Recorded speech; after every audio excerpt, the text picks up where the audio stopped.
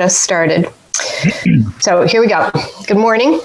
As chair of the Raynes Farm Stewardship Committee, I'm declaring that an emergency exists, and I'm invoking the provisions of RCA 91-A23B.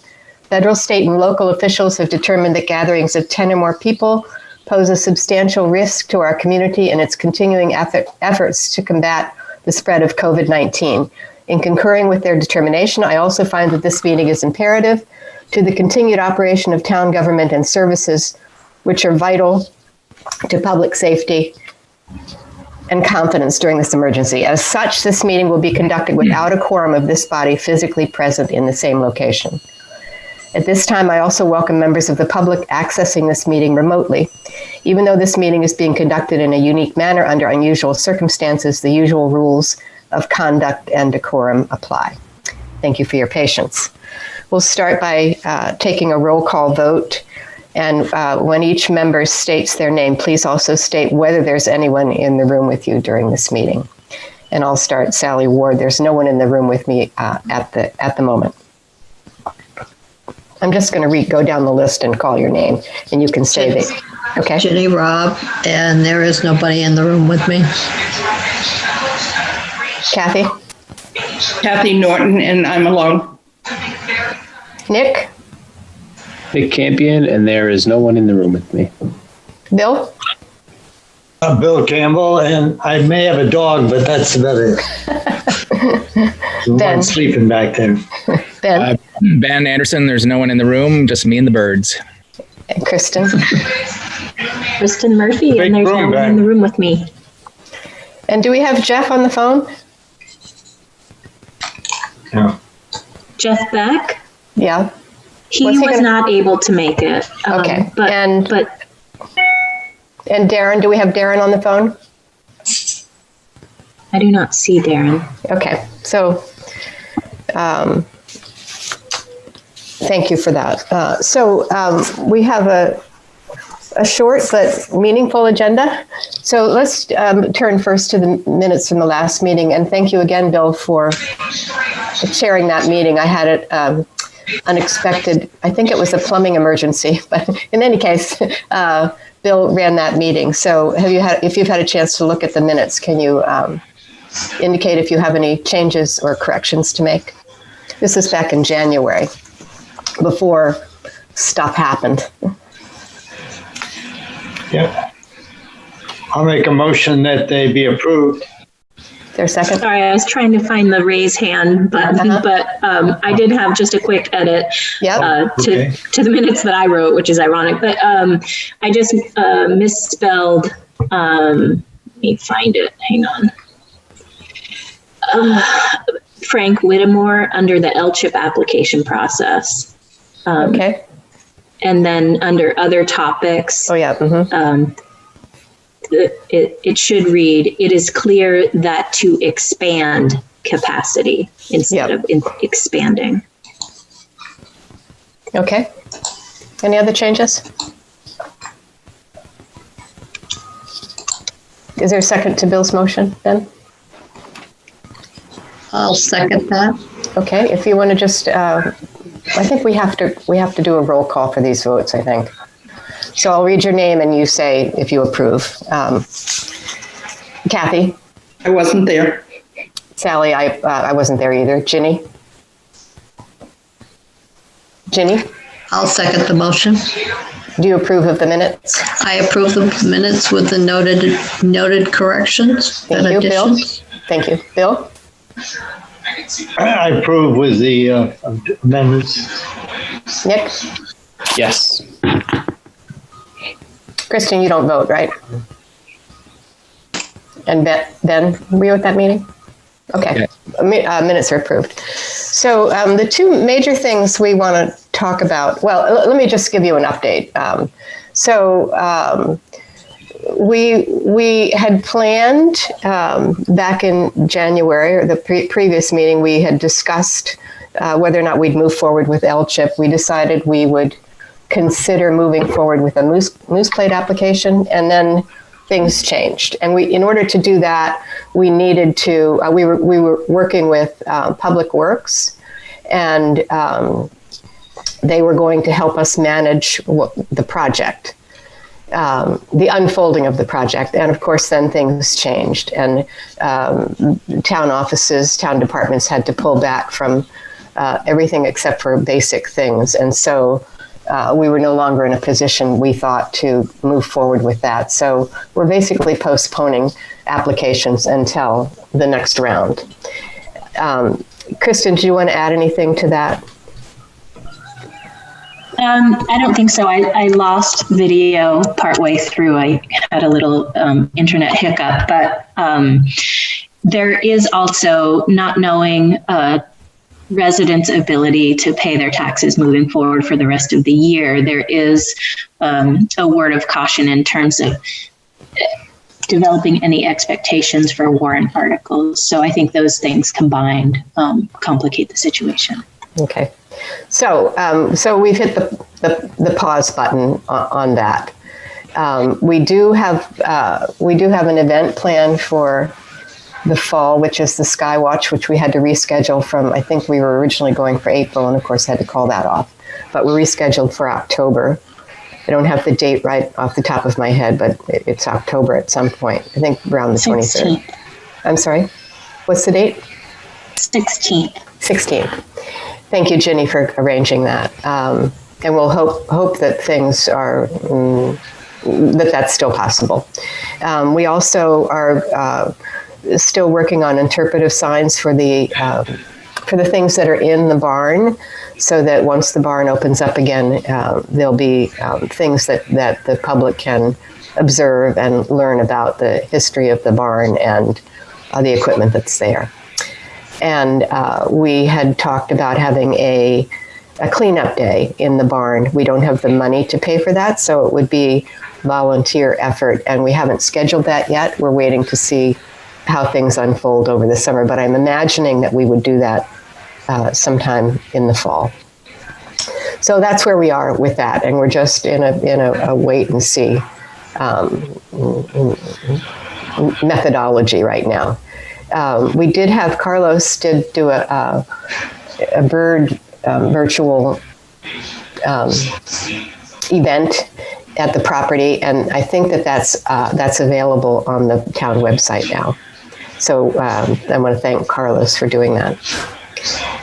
I think we'll get that out this week. Great. It's complete. Great. So there's two substantive issues that we want to talk about: mowing of the field, and then Raynes Farm events considerations. And I want to talk about the mowing of the field first, and then we'll talk about the events considerations. And Ben has some ideas that we had started to talk about on email and decided we needed to do this in a public meeting. So I think, Sally, I'm sorry to interrupt, but I see Ginny's hand is up. Oh, Ginny? Oh, well, back to the interpretive signs. Yes. Kristen and Bill had done quite a bit of work on cataloging and some of the history of the items, but I wanted to take that just another step further and then develop a walking tour of the items, so that when you walk into the barn, it's welcome to the Raynes barn, the 30-foot barn was constructed, and then move on to the next item and place it in relation to the time of the barn and what was going on into the town. But still not have it as detailed with the history of where the carriage was made, etc. But have that on the side if they wish to pursue more information. But just to have a flow of the items. All the events that we've had at the barn, I find people are just wandering around. They're not necessarily stopping to look in detail. So let them want to put the barn in perspective with the town's economic going on happenings. I reached out to Jen Brackett-Piskovich, and she has agreed to do the graphics, and the printing, etc. will be taken care of, so there's no expense to the commission at this time. I am looking for comments, thoughts, expansion. And this only came about in the last 2 weeks. So it will detail some more photographs. But other than that, that's my proposal or my idea. So just a question, Jenny, you're not talking about a virtual walking tour. You're talking about the way that people would A casual walk around. So the way that people would experience the barn. Right. Yeah. So that they aren't isolated objects, but there's some type of a flow to where they are in relation to the barn and what was going on in the town at the time. Perhaps we should look at how they're situated, though. It's not easy to get to see some of them because of where they are. Well, that's true. I haven't been out. Well, it's been a long time. I know it's pretty hard to maybe move some of those things, but again, this is just preliminary, and this is the idea. Yeah, I think it's an interesting idea. I think we should pursue it. Others agree? Yes, I agree. I'm willing to help. Great. Good. Great. As am I. Kathy. As am I. Great. So I have to get back to Jen and we decide on size, verbiage, and but anyways, I'll keep you posted via emails. Great. Thank you. So we ready to move on to mowing? So Kristen and I had a conversation about this, that I was confused about where we were with mowing of the property. And so I thought we ought to revisit that. And I think part of the reason that I was confused is that this is unfolded in a piecemeal fashion. And so I think that we should talk about what we want as a stewardship committee in terms of what should be mowed and when should it be mowed. And so there are different areas that are under consideration. One is the area from the parking lot to the barn, and Public Works is still able to mow that area for us, and I believe up to the stone wall. So that's one area. Another is the area that is on the railroad side of the perimeter, which we had a contract for clearing that Russian olive. I believe is that what it is, Kristen? Russian olive, and that's still under consideration. And maybe you can update us a little bit on that, Kristen. And Jeff Beck from Public Works was also going to do some mowing up closer to the barn to try to sort of keep that under control. And then there's also the path from the parking lot, the walking path from the parking lot to the trailhead. So those are the areas I thought we wanted to have mowed when it's not haying, when it's even in the summer. There's also a path from the barn to the cemetery, which I think when we're not in haying season, I think that's something we want to keep cleared. Kristen, would you like to chime in on the mowing? I think you summarized it well. Jeff Beck Public Works is able to maintain, continue to mow along the field side of the stone wall parallel to Newfields Road to keep that as an available parking area should we have events throughout time. And in terms of the contract with David O'Hearn, so the Conservation Commission did vote at the June Conservation Commission meeting to approve some chainsaw work to cut autumn olive along the former railroad bed, and that's to reduce field encroachment of that invasive. He may need his vehicle to get out there to bring some of the equipment, but he's not anticipating mowing that stuff. The challenge that we're at the moment is he typically chainsaws down whatever the brush is and then piles it in the wooded section of the railroad. And so I need to get out there next week to look at where our property boundary is and where the railroad owns, where their property begins. I think that will be challenging. I know Pete and I spent quite a bit of time Pete Richardson, former Concom member, spent quite a bit of time trying to find the pins associated with the railroad right of way, and really were very challenged in finding them. And then just kind of as a place saver, I did reach out to the railroad in hopes that maybe they'd just give permission, but I haven't heard back. So that's kind of where we're at. Before David can do any work, we really need to have a sense for where those property boundaries are, if that's the game plan. So would others like to weigh in on the areas that I mentioned that we would like to have mowed? I thought there was encroachment on the north side of the big field. You're seeing in the parking lot, it would be off to your left. There's a part along there. Is that, I thought the brush and whatnot was growing in from onto the field. Is that not a problem yet? So, I mean, I think the entire perimeter of the field has encroachment.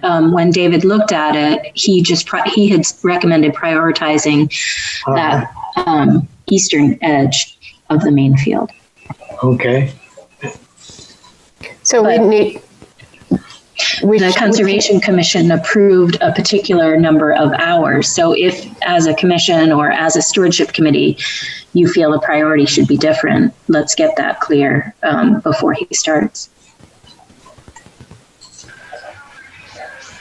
So I think if it's possible, I think encroachment on the north end should be dealt with as well.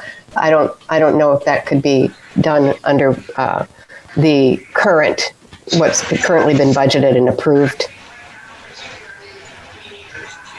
We'd have to hit an estimate from Dave, I think, on that. But is that something we want to consider? I guess I'd have to get out there again and look at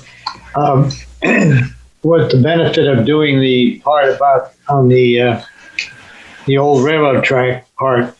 Do people walk that? Is that what we're concerned with?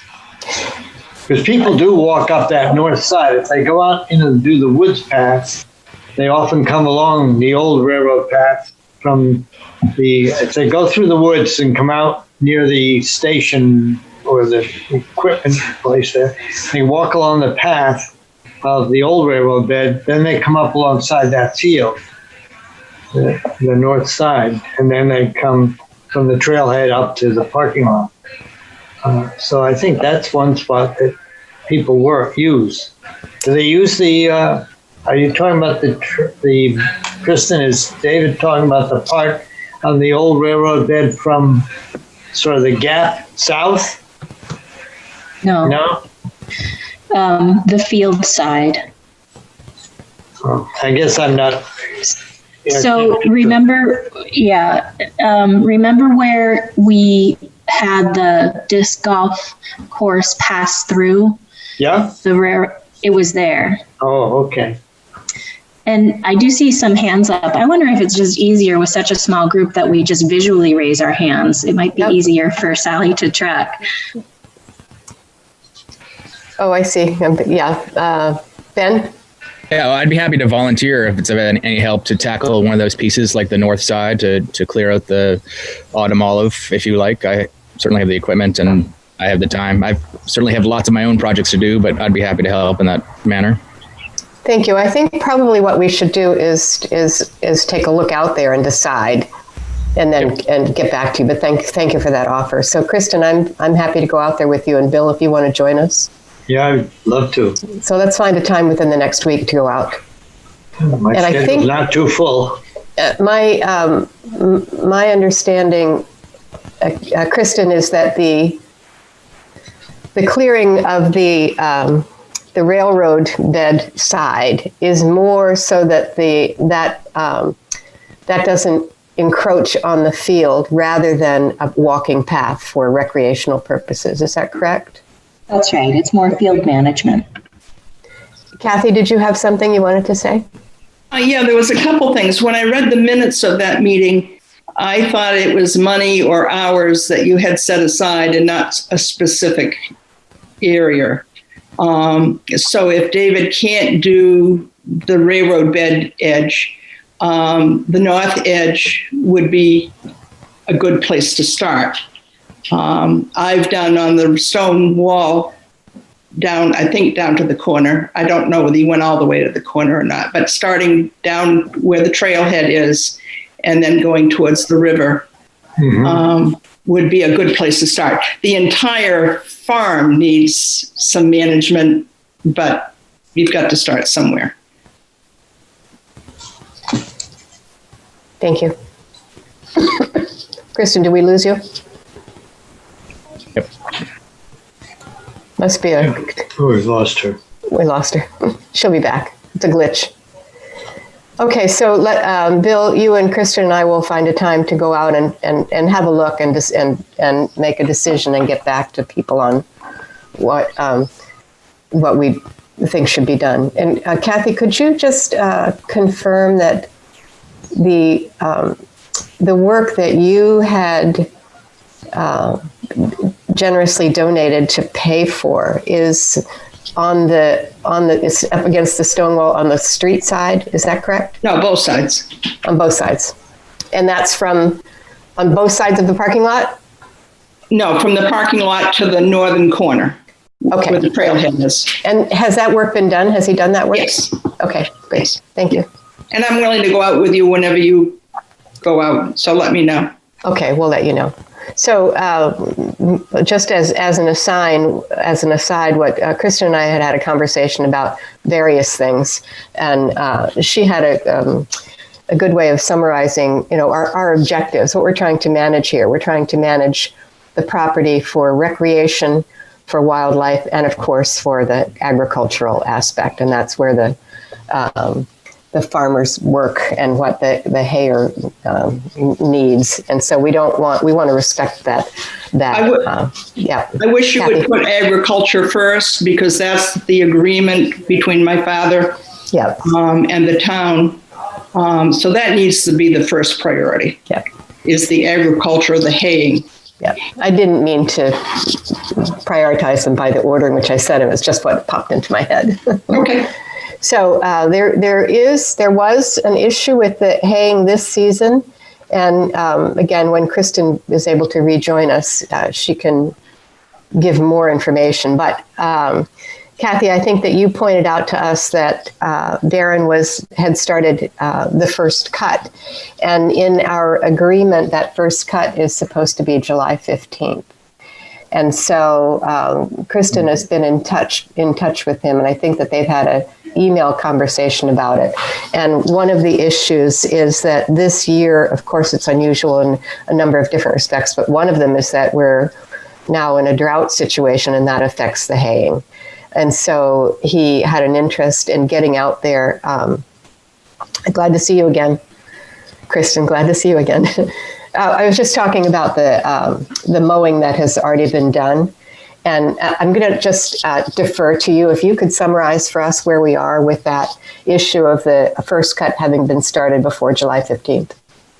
So I heard that they were mowing, and I contacted Darren by phone. And actually, Carlos, I can't remember the order of events, but Carlos happened to go out there. I emailed Bill and Carlos to let them know that that mowing had started. And Carlos went out. He was wanting to document. It's really hard to survey for sure for bobolink and other nesting birds. So he went out to kind of document nesting impact or nesting potential of the site, and found that the field was not completely mowed. So that became, I volunteered and went out there to help him, and that became kind of an interesting way to document where in the field bobolinks are nesting, but we also saw that the top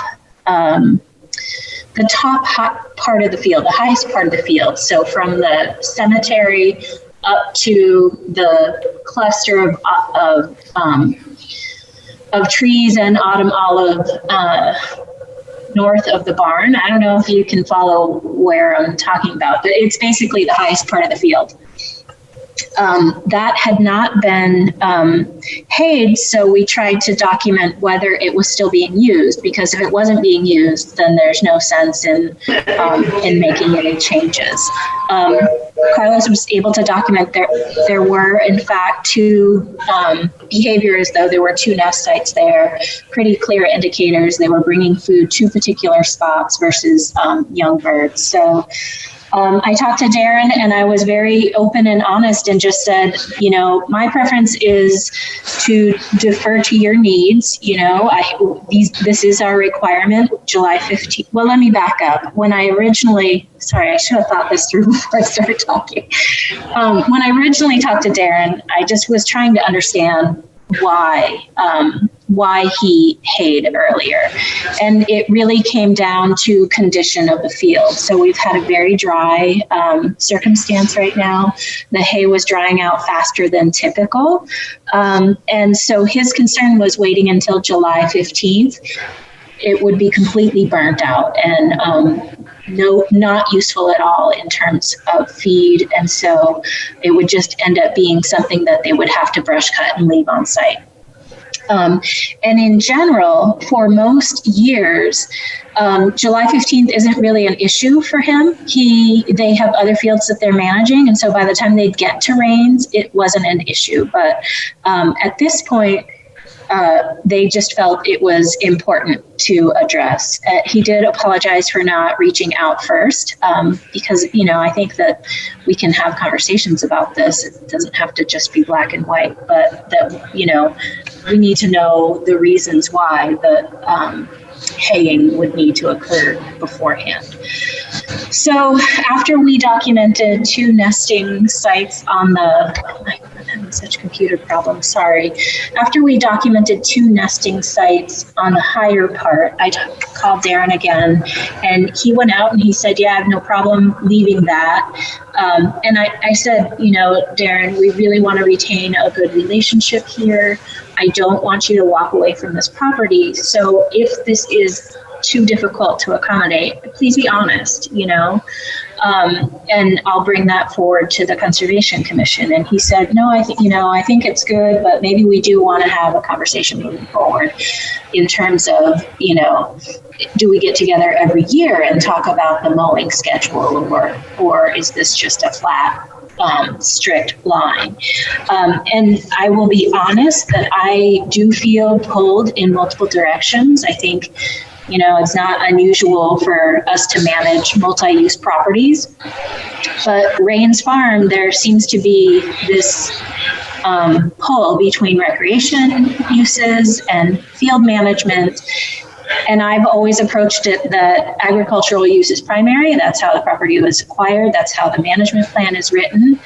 And so I'm not a fan of just this big question of what is our long-term goal there. I feel like if I'm holding a farmer to a particular date, say this field wasn't mowed early. If I'm holding a farmer to a particular date, I really don't want to have to go back to him and say, hey, you can't hay this, but we're going to mow this for some recreation uses. I feel like that reflects poorly on me as an individual and poorly on the commission. So I really am looking forward to a kind of a robust discussion here and have some agreement across the board on what our plans are. I think there is a way to accommodate it all. I think I did talk to Darren Ben about your proposal for keeping that, and I don't want to get us too far ahead, but keeping the hillside facing the barn door open, and he seemed to not have a problem with that. So he said, yeah, that, you know, that's not much space, but you know, I think we need to talk about it in general. Does that meet the wildlife management needs? Does that meet the recreation needs? And does that meet the farming needs? So I don't know, that was a bit of verbal excess, but I just wanted to get all of that history and challenges out there for the board. Sally, I think you're muted. Yeah, sorry. Ben?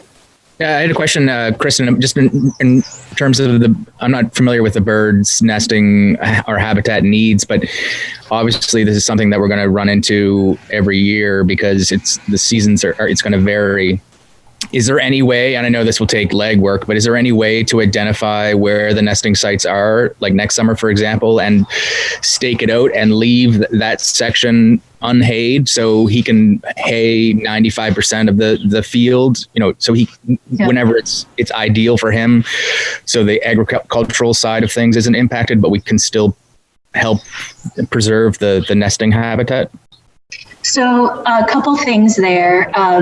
In bobolink in particular are very sensitive to disturbance. For example, if you had, and I can't remember what the acreage requirement is, but if you had, say, a 10-acre parcel and you put a walking path, mowed a walking path through the center of that parcel, they would deem that entire parcel unnestable. So I don't know, unnestable is a word, but and so as a bird species, they are sensitive to disturbance, and bringing, those would be access corridors for predators and some other problems. In terms of just logistics, even if there's Savannah sparrow that nest out there also, which are also a species that is being watched for population decline.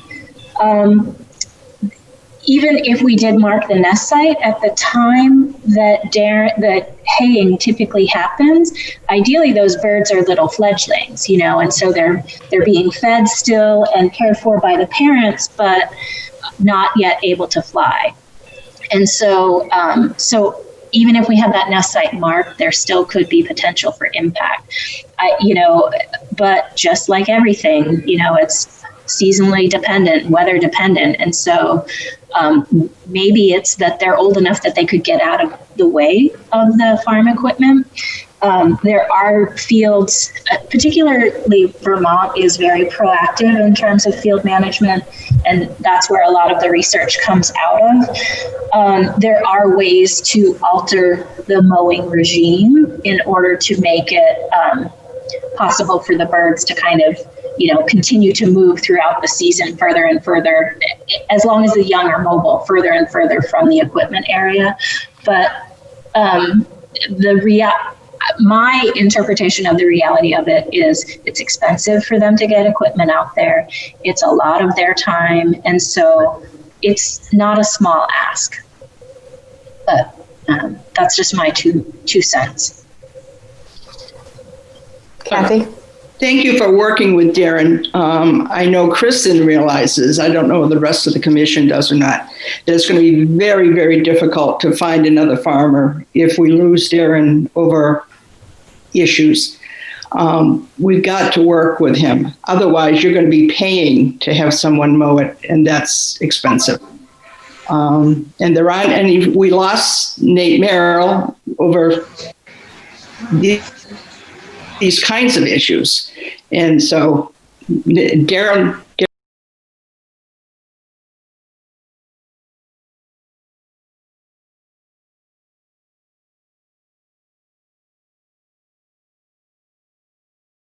do this bigger area. So we've got to work with him. So I think to your point, Kristen, about having a good relationship, I think that is important to have a good relationship. And my understanding, correct me if I'm wrong, my understanding is that in terms of the wildlife, in a typical year, it's not an issue because the nesting is pretty much done by the time of the first mow. Is that correct? So before Darren started, we negotiated July 15th. the reality, if we're just managing for boboling, the reality is it would be much later than that. It would probably be not until August, because there is variation. Typically at July 15th, even on a normal precipitation year, they still have young, and we don't know for sure whether the birds have been able to fly or fledge by the time that he mows, but it was kind of considered, we lost Kathy there. Yep. It was kind of considered a negotiated happy medium. And so, I see both sides. I see the concept that we started this contractual agreement with these standards, and they were supportive of it. So I understand adhering to that, but Kathy is 100% right. I was really hoping that Darren could be on the call, because if you talk to them, you realize just how economically and just schedule-wise how challenging it is to navigate. Yeah. So do you think that, Kristen, do you think it makes sense once we get through this season for us to have a meeting with Darren to talk about these issues in a again, being respectful of their needs, but also what we're trying to achieve? Does that make sense to you? I think so. It might be presumptuous on my part, but when I had the last phone call with Darren, it sounded like he was amenable to each year. So there's one more, 2022 is when the current lease expires. But there's 2 more years, actually, sorry. It sounded like he was amenable to the concept of, let's have a chat each year to have a sense for what is the season looking like, what is the hay looking like, and is the commission flexible for that mowing period, or is it something we want a hard line? I think that's something you guys need to decide. I think if we have some flexibility there, we will be more likely to retain them in longevity. Yep. So like I said, on a typical year, this isn't an issue for them because they don't get to the field before the. Bill? I think it would be, because we're putting more and more events in at the barn and around the farm. And it would be good to let him know at the beginning of the season what we're thinking, and try and get space it around his mowing as much as we can. I agree. So let's moving forward. Are there continuing issues for this year in terms of the mowing? Because I know that one of the issues is, and you can round out my chat about this, that there might not be a second mowing because of if the drought continues, because the quality of the hay would not be sufficient. Is there anything else that remains a challenge for this year, Kristen? I don't know, but just to clarify, so that's what it sounded like at the first conversation with Darren. When we spoke the other day, the Raynes kind of have changed things. So he does think there could be a potential for a second cut. Okay. But. And that would be around October, is that correct? I just don't know. Yeah, okay. We don't, that's not in the contract. I think it would be earlier than October. It would earlier than October, but that's not in the contract. August or September. The only date in the contract is the July 15th, is that correct? That's correct. Okay. So going forward, I think we should have a conversation, an annual conversation with him. Ben? And I've enjoyed watching that bird species, but I don't know much about them. Are they endangered or at risk, or what's their status? So they're not federally endangered or a state endangered bird. It's a species of concern. It's not, I think. It may have made it to the state endangered list. I could check that. I'm not positive. It's not federal though. Yeah, that's fine. But obviously a species that we want to help. very much so. And the majority, it mostly due to habitat loss. Right. Most farm fields are not farm fields anymore. Right. One of the first places to see them, one of the few places to see them in the area. Right. Yeah. It is fun to go on one of those woodcock tour. So I think that it is something that we should bring up to the Conservation Commission in terms of the tension that we've been talking about, and just we need to keep that in mind in terms of decisions we make about the property. That there are multiple uses, and it's just important for us to have this conversation from time to time, and also with the Conservation Commission, because we can make a recommendation to them, and the whole commission, I think, needs to be aware of the tensions and how we're resolving them on a yearly basis. So anything else about we good? Okay, so let's now turn to the question about events, and where we are with regard to that is Ben had proposed an event that was to be, I don't recall the date, the original proposal that you had out there, was the date in October? First weekend of August. First weekend of August. Maybe second week. Somewhere in there. So since then, as you know from the email back and forth, Ben had another idea about events at Raynes. So let me just turn it over to you, Ben, and you can summarize what your ideas are, and if those have changed since we originally talked about it.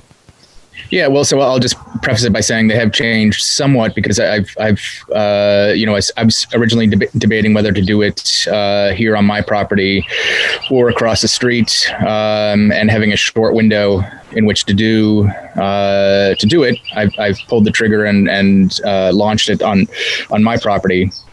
But that does not negate the opportunity to do it at Raynes. Our first event is this weekend on Friday, and it's sold out in 6 hours. So we added a second night for Saturday, even though it was July 4th, thinking who's going to come on July 4th, and it is now sold out as well. So it's a great opportunity, I think, to get people on Raynes in a safe manner, an enjoyable manner that marries well with the barn and the whole farm setting, with some roots music. So the idea that we originally discussed, so basically the idea was to take the idea that was originally discussed and approved and replicate it over, for multiple times, multiple concerts. And that original idea was to put frame a band by the barn's back doors, and essentially using the barn as a stage, so no one's going inside, and using the berm for people to sit and watch and enjoy the music. It dawned on me in the middle of all this craziness that could work really well in a safe way, because there's space for people to spread out. Nobody's inside. It's open air. So during this challenging time, it could be done. And it's one of the few things remaining that we can do in a safe manner. Ginny? Are you, with your outdoor event at your place, which guidelines do you have to follow? The state's, and if we had something on town property, would we have to abide by both state and town restrictions or requirements? I know last night at the selectmen's meeting, they were discussing this upcoming arts festival at Swayze Park, and I didn't get to hear what the final verdict was. Yeah, so I think that the state and the town are very similar, if not the same. I mean, the state has been issuing the guidelines. The governor has just allowed arts venues to open at reduced capacity inside, which we are not opening anytime soon, and I can't see how that's a safe thing to do. But I contacted both our town and the state and was given the guidelines that I had to follow outdoor dining criteria, that everybody had to be 6 feet apart, and then outside of that, that's fine. It's not considered a performance venue, which is an indoor space or an amusement park. An outdoor event like I'm doing here is on par with an outdoor restaurant. Okay. And their rationale was taking a look at Sawbelly, which has constructed an outdoor stage and has outdoor dining tables, and they put on live music, and people can sit there and have a beer or have a meal. So, other comments? I thought Nick had a neat little drawing, actually, that would at least give the right concept of how they might work. I mean, I think it could be pulled off. So I had two major concerns. One is how that would affect Darren's mowing operation, and I think that we've clarified that we asked him about mowing the berm. He didn't have a problem with that. Is that correct, Kristen? That's correct. So, but the other issue, and this did come up at the select board last night, is I like the concept, and I think it's a good opportunity for people to enjoy the property. My concern is the COVID concern, which is so even following the state guidelines, there's still a certain amount of jeopardy in doing this, and I'm especially concerned about the fact that nationwide things are not going in a good direction. We're good, even Massachusetts is good, and Maine is good. Vermont has issues, but what's going to unfold later in the summer as people from away come to this area, as they typically do every summer? And I'm concerned about supporting events that would entail that jeopardy, given that we don't know how things are going to unfold over the next month. So long term, I think absolutely this is a great idea, and it would. And Ben, you're right there across the street, and I think that that's a great opportunity for a partnership. But I am concerned about COVID and where we're going and the direction in which we're going. There was this interesting graphic yesterday in the New York Times. Now, this is about the nation, but the United States uniquely is going in the wrong direction. Things are going up; they're not going down.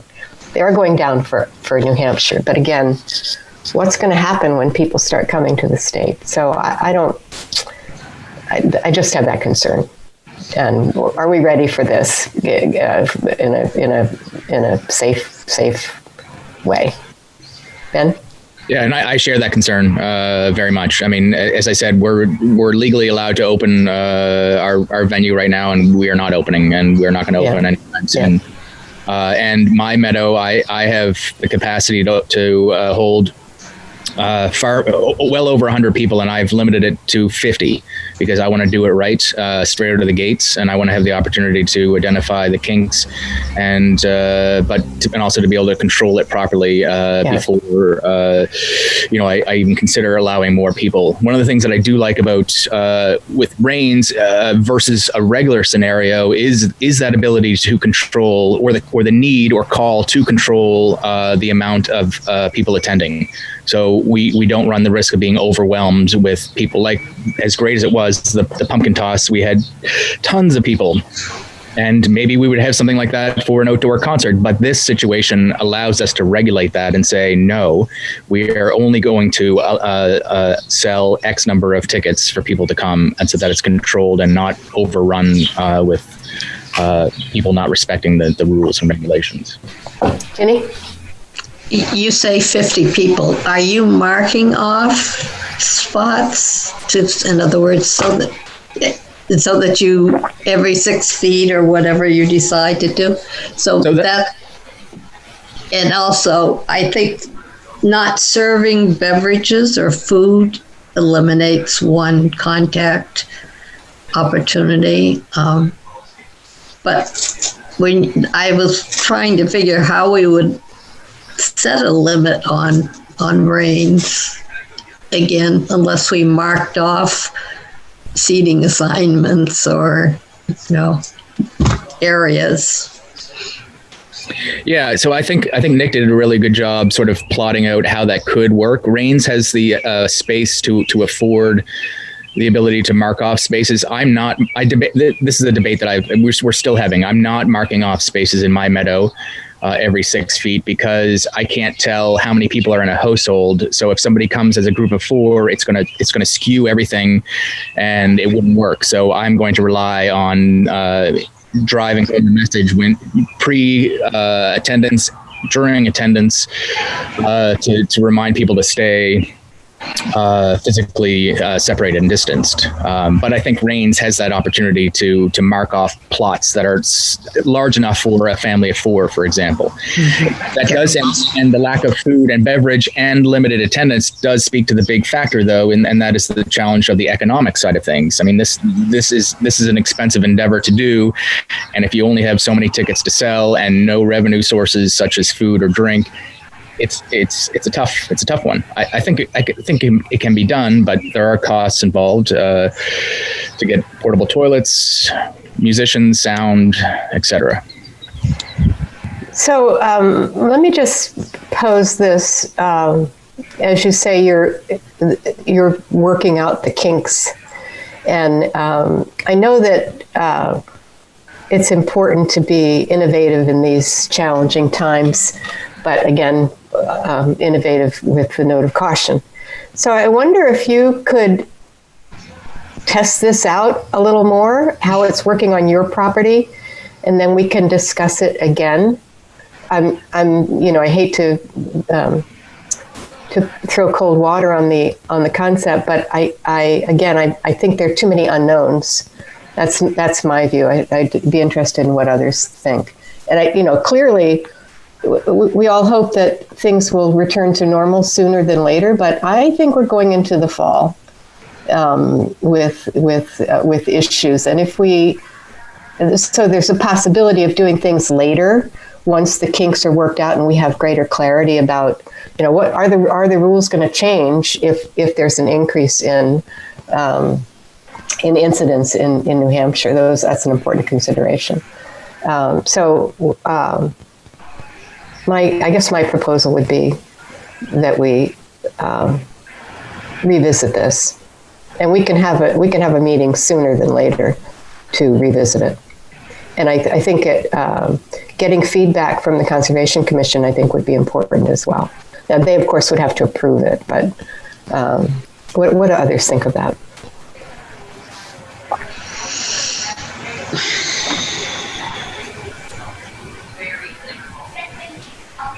Kristen? I mean, to me, that sounds reasonable. I think it makes sense to reconvene in a bit, Ben, after you have a sense for how does that work with, I hadn't even thought about the family concept and, setting. I really did like Nick's layout, and it seemed like a real simplistic way with blankets or something to demarcate spaces that people can be within. I think that makes sense to me, but I also, in my mind, have the, second cut coming up in my head. And so I think reconvening makes sense. Nick? So I'll chime in. I certainly think it's reasonable, and it's in the long run, I'm sure it's the safe bet. I think part of the allure when Ben first kind of pitched the idea was the majority of us have been self-quarantining for 3 months, and everybody's like, if we can get outside in a safe manner, in a controlled environment, we'll do it. So I think there was that real desire to want to go out and engage with your community on a safe platform. So I understand the desire to want to curb it. And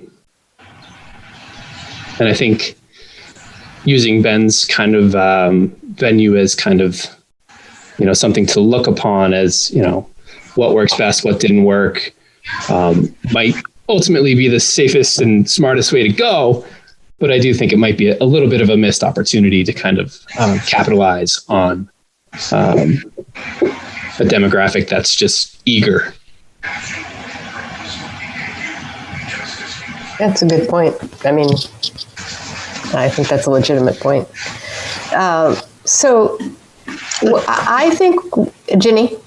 Just in sort of closing, unfortunately, the musicians, the field equipment, etc., have to be lined up. It's not like a pop-up concert. Yeah. So I understand, the need for a decision to go forward. But as you say, things are changing almost daily. Unfortunately, or fortunately, New Hampshire is fairly steady. And so I really don't know what to say as far as making a commitment. Well, this is August, right? I think it's up to Ben as what the cutoff time is for a decision. I mean, for him to arrange for the venue, etc. I'm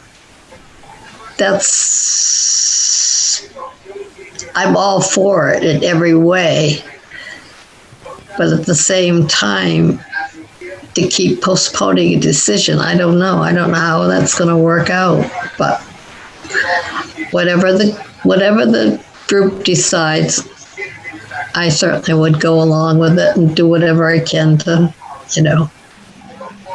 help. So with that, I'm off to my next medical appointment. Okay, thank you, Ginny. Kristen, you had your hand up, and then Nick. Yeah, so just 2 points. It's unclear to me now what we're talking about. Are we talking about Ben's August event, or are we talking about the repetitive proposal, or, repeat event proposal?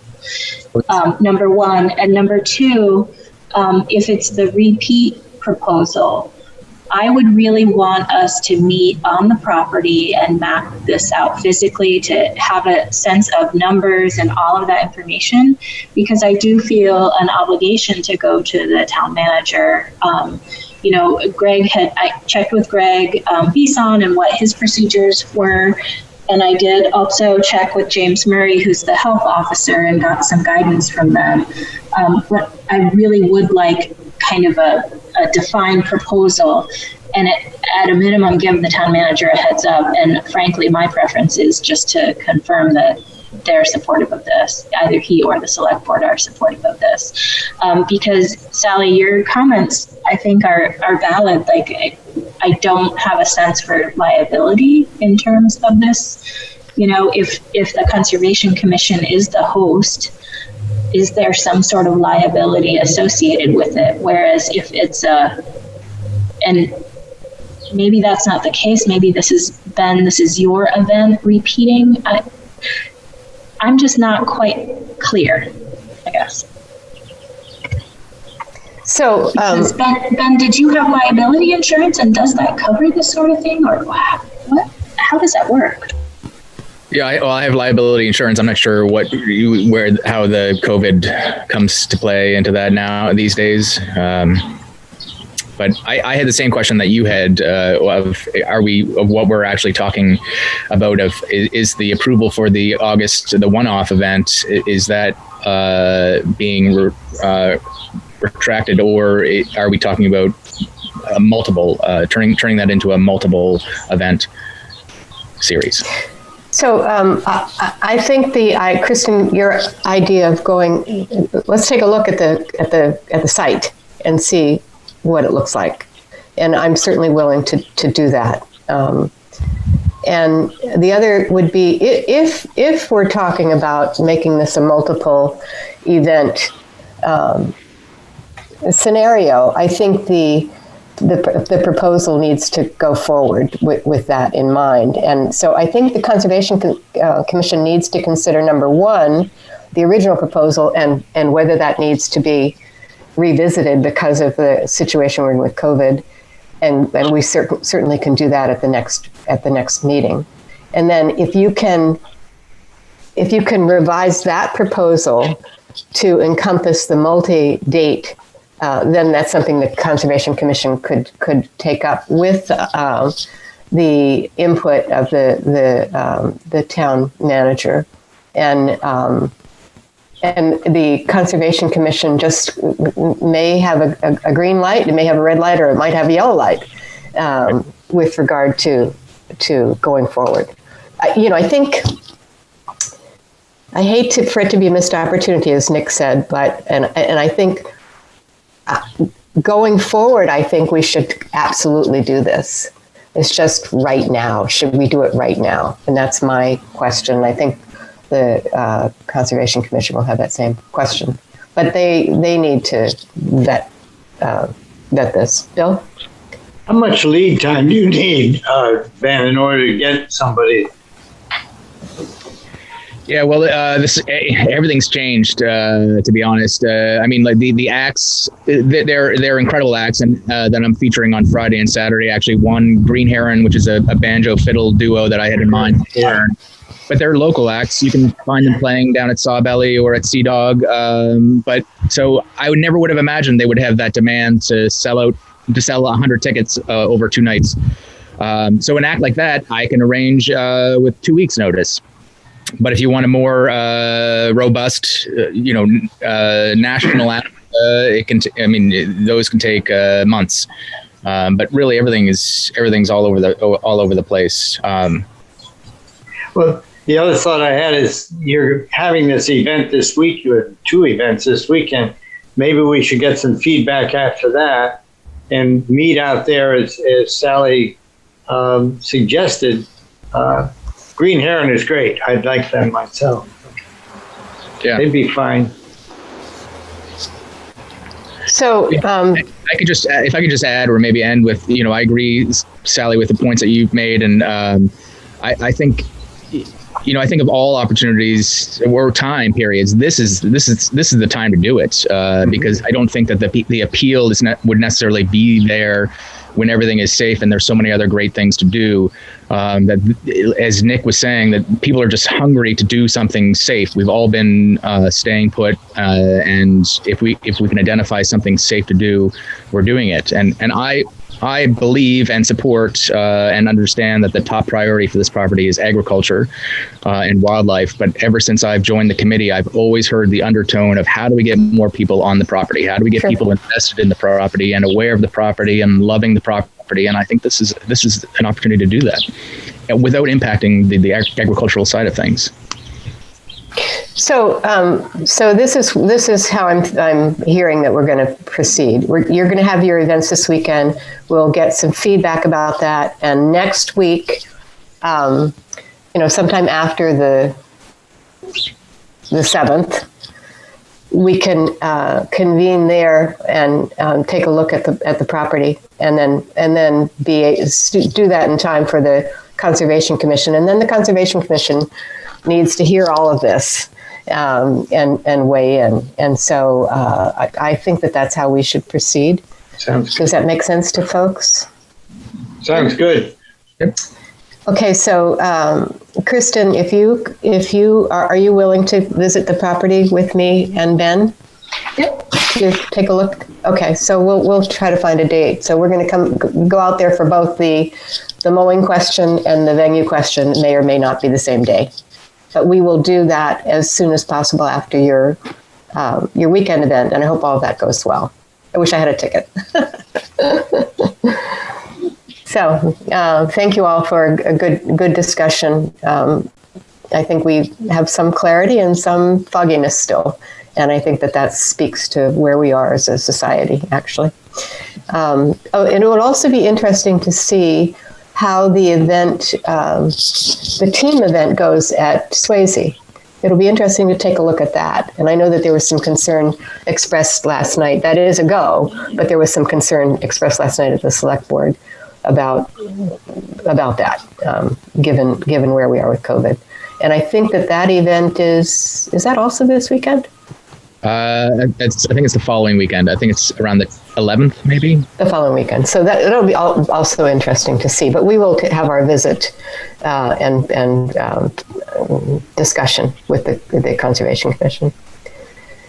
So anything else, folks? I just point out that somebody added what I believe to be a bluebird nesting box on the utility pole, which I think is a great addition. I don't know who did it, but I don't know. Good. Are there any bluebirds in it?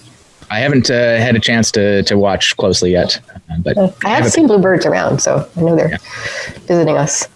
The one at the cemetery had bluebirds in it, but now they are.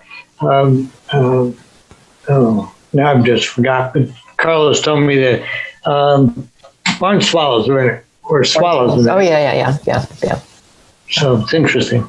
Yeah, yep. I put that one up, but I didn't put the one up on the post. Good meeting, Sally. Okay, thank you, everyone, and we'll be in touch via email to find a time to come to the property with you, Ben. Okay. Anything else? Is that to the whole group, or who is attending the? I'll just send it to the group. Okay, great. Thank you. Thanks.